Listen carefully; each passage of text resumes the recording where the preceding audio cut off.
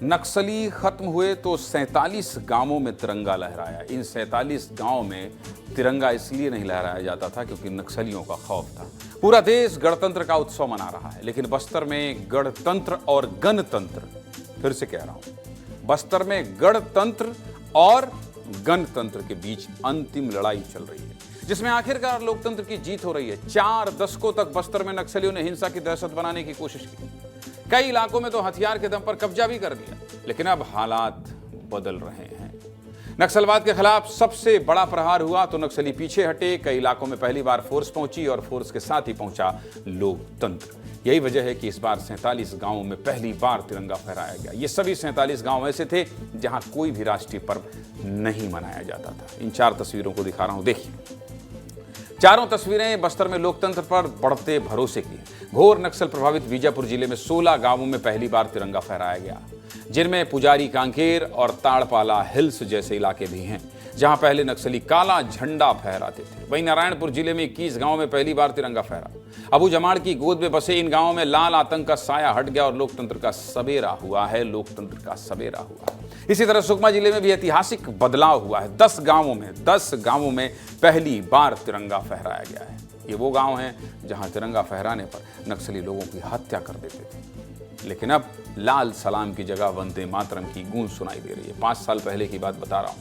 5 साल पहले क्या हुआ था, मैं यहाँ से बीजापुर गया था और बीजापुर में मुझे एक गांव में झंडा फहराना था जहां नक्सली फहराते थे काला झंडा, और मुझे वो कवरेज करना था। कवर करने के लिए मैं गया था और उस कवरेज के लिए जिले के एसपी ध्रुव साहब थे, मुझे याद है, और 3 बस में जवानों को रवाना किया गया। फिर जंगल में हम लोग पैदल चलकर बहुत दूर तक गए, फिर बाइक आई और महिला कमांडो भी थी उसमें।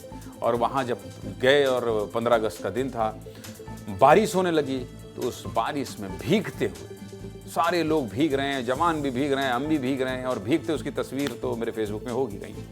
और भीगते हुए हम लोगों ने वहाँ तिरंगा फहराया और तिरंगा फहराने के बाद गांव वालों को भरोसे में लिया। भरोसे में लेके साथ उनके साथ खाना खाया, वहीं पिकनिक मनाया, घर जैसा पूरा माहौल बनाया। इतनी कठिनाई के बाद किसी एक गांव में तिरंगा फहराया जाता था, सोचिए, और वो राष्ट्रीय स्तर की खबर बनती थी। आज 47 गांवों में तिरंगा फहराया गया है। 47 गांव, 47 गांव, आप समझ रहे हैं। इसके साथ ही नक्सल कमांडर रहे हिडमा और देवा के गांव पुवर्ती में भी गणतंत्र दिवस मनाया गया है। पुवर्ती स्कूल में छात्रों और शिक्षकों ने देश भक्ति से जुड़े कार्यक्रम भी किए। इतना ही, इस बार आत्मसमर्पित नक्सलियों ने भी गणतंत्र दिवस मनाया है। बंदूक छोड़कर सरेंडर नक्सलियों ने संविधान पर भरोसा जताया भाई, और गर्व से सिर उठाकर तिरंगे को सलामी दी है। यही तो है बदलता बस्तर। बदल गया है बस्तर। कांकेर में तो सरेंडर नक्सलियों ने घुड़सवारी भी की है। 6 सरेंडर नक्सलियों की टीम ने शानदार घुड़सवारी स्टंट करके तिरंगे का मान बढ़ाया। पिछले साल 15 अगस्त को भी 29 गांव में पहली बार तिरंगा फहराया गया था। नक्सल प्रभावित गांव में तो जश्न मना ही है। साथ में नक्सलियों के सबसे सुरक्षित ठिकाने भी अब लोकतंत्र की वापसी का आधार बन रहे हैं। इनमें नक्सलियों का सबसे मजबूत किला करेगुट्टा भी है, जहां कल ही नक्सलियों की आईईडी के चपेट में आकर 11 जवान घायल हो गए थे। लेकिन जवानों ने आज उसी पहाड़ी की चोटी पर तिरंगा फहराकर ये साबित किया कि देश तो लोकतंत्र से ही चलेगा। करेगुट्टा की पहाड़ियों पर भी आज़ादी के बाद पहली बार तिरंगा फहराया गया है। यहाँ 5000 फीट की ऊंचाई पर सुरक्षा बलों का कैंप है। इसी पहाड़ी पर पिछले साल देश का सबसे लंबा ऑपरेशन चला था। नक्सल प्रभावित इलाकों में फहरने वाले तिरंगे को आप भी सलाम करिए, क्योंकि इस तिरंगे के लिए हजारों जवान तिरंगे में लिपट कर आए हैं। हजारों माओं के बेटे कुर्बान हुए हैं, तब जाकर ये तिरंगा फहरा है। इसीलिए आज इन शहीदों को भी नमन करने का दिन है, वीर जवानों को सैल्यूट करने का दिन है। सुना देता हूं आपको डिप्टी सीएम विजय शर्मा क्या कह रहे हैं इस मौके पर।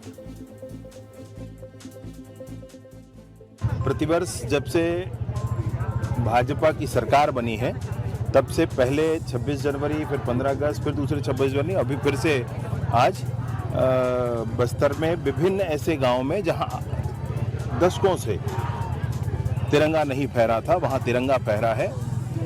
माननीय प्रधानमंत्री जी ने आह्वान किया था, माननीय केंद्रीय गृह मंत्री जी ने पूरी रणनीति बनाई थी और माननीय मुख्यमंत्री विष्णुदेव साय जी ने मार्गदर्शन किया था। इस आधार पर समूचा बस्तर नक्सलवाद से मुक्त हो रहा है, सशस्त्र नक्सलिज्म से मुक्त हो रहा है, और इस बात का संकल्प है इस सरकार का कि बस्तर में कोने कोने तक भारत का संविधान लागू किया ही जाएगा।